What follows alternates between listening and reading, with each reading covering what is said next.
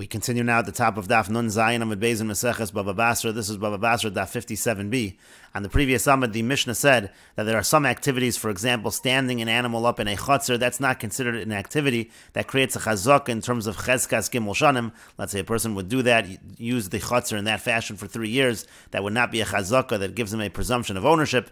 Whereas, for example, building a partition in the chutzner, that would be a kind of usage that would give a person a chazak in terms of chezkas gimel shanim. And the Gemara asked, what's the difference between a case of standing the animal up over there or building a partition?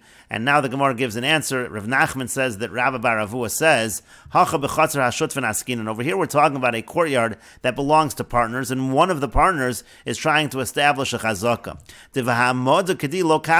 When it comes to just standing an animal up over there, so they're not really makvid about that on one another. They allow each other to do that. So doing that, the fact that the other person didn't protest, it doesn't mean anything. Of course he didn't protest. He doesn't care, and therefore it doesn't establish a chazaka.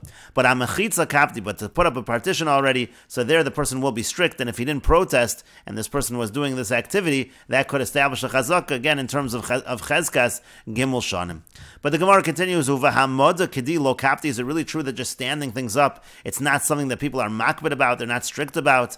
V'atanan, but we learned in a Mishnah, hashutven shenodru hanoah zeh mizeh, let's say you have partners, and they are madr hanoah, one from the other, meaning they're saying, one partner is saying, I can't derive any benefit from you, and the other one saying the same thing, they can't derive benefit from each other. So asur and likanas l'chatzar, they're partners in this courtyard, they're now prohibited to enter the courtyard, because just by entering the courtyard, you're now getting benefit, you're deriving benefit from the other partner, because it's also his courtyard.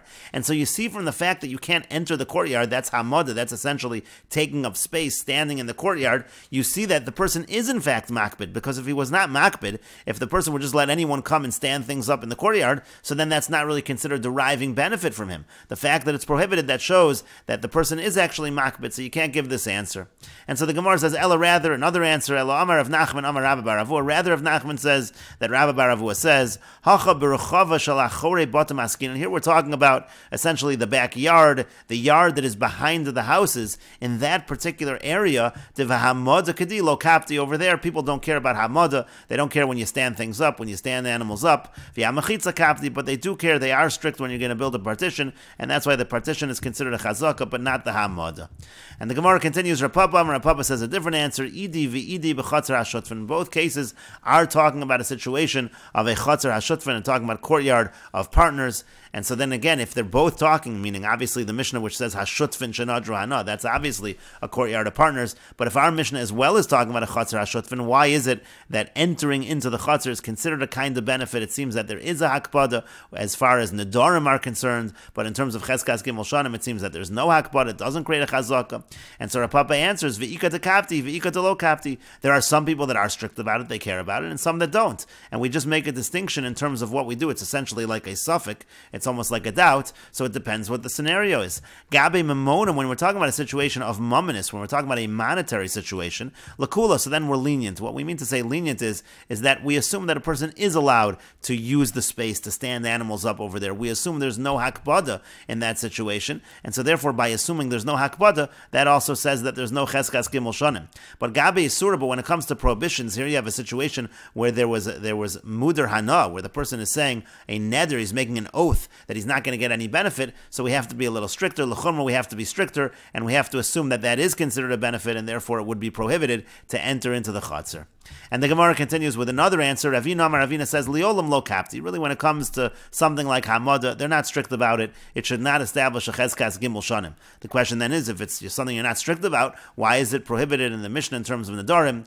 V'ham mani, but who's the author of the Mishnah that discusses muder hana? Rabbi Eliezer. That Mishnah is actually following the Tana Rabbi Eliezer. Specifically, it's a different Tana. Rabbi Eliezer is very strict when it comes to muder hana. The Tanya, as we learned in a Brisa, Rabbi Eliezer says, afilu vitor, even if it's just something that's very negligible, that most people would be mevater on, they wouldn't even consider it anything, even that is asar b'muder hana. Even that is considered prohibited when you're dealing with situations of muder hana. And the Gemara continues, Amar Rabbi Yochanan Mishum Rabbi Binah. Rabbi Yochanan says in the name of Rabbi Binah, B'chol shutvin ma'akvin, in all activities, partners can stop the other partner from doing it in the courtyard. If they're partners in the courtyard, zeh, one can stop the other from doing it. In terms of all activities, chutz min hakavisa, except when it comes to laundering, to washing the clothing. And the reason why is she'ein darkan shel benos Yisrael his bazos ala kavisa. It's not the way of the daughters of Israel that they're going to be disgraced by having to do the laundry in public. That's something that's considered to be a bizayon, it's disgraceful, and so therefore they are allowed to use the chutzner for that purpose, for the purpose of washing the clothing. And the Gemara continues, the pasuk says, V'otzem einav meros bara, it says that one who closes his eyes from looking at evil. This is a pasuk in Yeshayahu, it's talking about holech tzedakos, it's talking about somebody who's a very righteous person, he closes his eyes from looking at evil.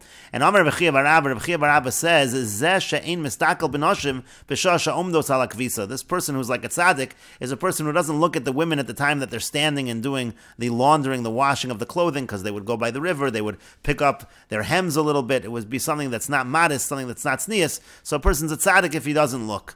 And the Gemara says, well, hey chidami, well, what exactly is the case over here? If there's another way for the person to go, and he's specifically choosing to walk by the area where they're washing the clothing, so then then that person is a wicked person, meaning it sounds like from the pasuk that the person who's not looking is this great tzaddik, somebody who looks is just like a regular person. What is like a regular person? If the person could have went another way and instead he goes this way, that person's a wicked person. Of course you're supposed to choose the other direction. And he delega darka achris, and if there's no other way to go, so anasu, so he's forced. What's he going to do? Why over there you're going to say that he's not supposed to look? And the Gemara says, Liolam deleka darka achrisa. Really the pasuk is talking where there was no other way to go. But nevertheless, a person should force himself, should turn his face away and not look. That's what it means. That person is considered to be a tzaddik. And the Gemara continues, Rabbi Yochanan asked from Rabbi Binah the following question, Cholok shel Talmidei Chachamim, the tunic of Talmidei Chachamim, that's essentially the garment they wear underneath the talis. Keitzad, so how should it be? How large should it be? Kol she'ein besaro nir mitachtav. It should be long enough that you can't see the person's flesh from underneath. It means to say that if the person is walking barefoot, you shouldn't be able to see his feet.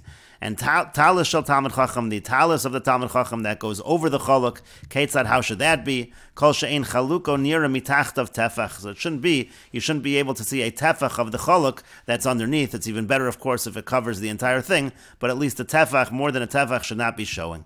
Shulchan shel Talmid Chacham Keitzad, the table of a Talmid Chacham, how should that be arranged? Shnei shlishi gedil ushlish galoi. It should be covered, 2/3 of it should be covered, and 1/3 should be uncovered. V'olav, and on the uncovered part is the ka'aros, v'yerek, that's where the plates and that's where the vegetables should be. V'tabato mibachutz, and also the ring that's on the table. They used to have a ring on the table, either to hang the table or to take the table with. That ring, it should be from the outside, meaning it should not be near the area where the person is eating. The Gemara says, V'atanya, but then we learn in the Brisa the opposite, tabato mibifnim, that the ring should be on the inside, near where the person is eating. And the Gemara says, Lokash, it's not difficult. Hadi ika yanuka, in one case we're talking where there's a child eating near the person, we don't want him to pull on the ring, so you put it then away from him. And hadaleka yanuka, but if there's no child, then the ring goes where the person is eating. Vibai same, if you want, I could say another answer. Hava hadaleka yanuka, in both cases we're talking where there's no child.